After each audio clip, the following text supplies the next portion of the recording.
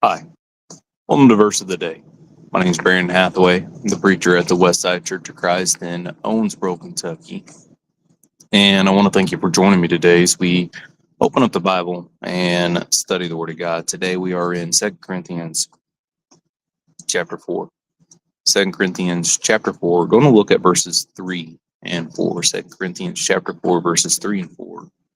As Paul continues to write to the brethren here, he's making the point, of course, that they are out there preaching the truth, right? Preaching the gospel by the mercy of God, that they're able to present the word of God and continue to teach it, even when they suffer and go through so much. They continue to try to shine God's light, but not everybody accepts that, and that's what these two verses are kind of talking about here. So, if you will read with me, verse 3 and 4 of 2 Corinthians chapter 4.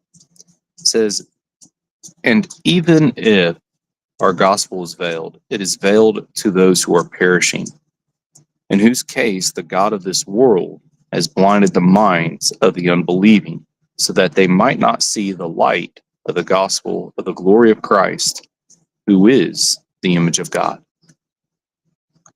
So I think I just want to bring out 2 points in these 2 verses here today.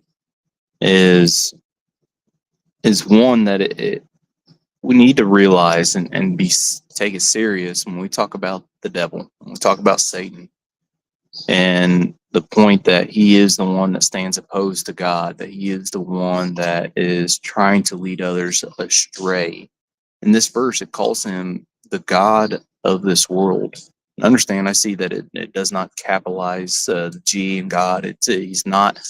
He's not our God, right? He's not the God. He is not the one. And he's not as powerful. He's not as strong. He's not as wise. But this world has made him their God. Why? Because they have chosen adultery. They have chosen fornication. They have chosen abortion. They have chosen transgender. They've chosen drunkenness. They've chosen lies. They've chosen stealing, murder, hate, and the things in which Satan has deceived the world to claim to be good when it is evil. And that they choose to go down that path. And that is the deception of Satan. That is the God of this world. And to an extent, he is to blame. You know, how many times I know that as like something comes up and, I can't help but to just say, I hate Satan. Satan's just, he stinks. Because it is a temptation. You could react one way or you could react the other. And that comes from Satan. Now, is there a person who is literally in front of me doing that I can sit there and say that there is Satan, or to say that there he is literally trying to cause me to do this? And so again, we know in a similar manner as the God works through the word, Satan works through the temptations of this world, through, again, both working on our consciences, our mind, and we have to overcome those things. And so that's my second point, is that we also can't sit here and say, well, Satan's the God of this world. He's the one that tempts us. And so Satan made me do it. No, we still got the free will. We still have the choice to accept the light.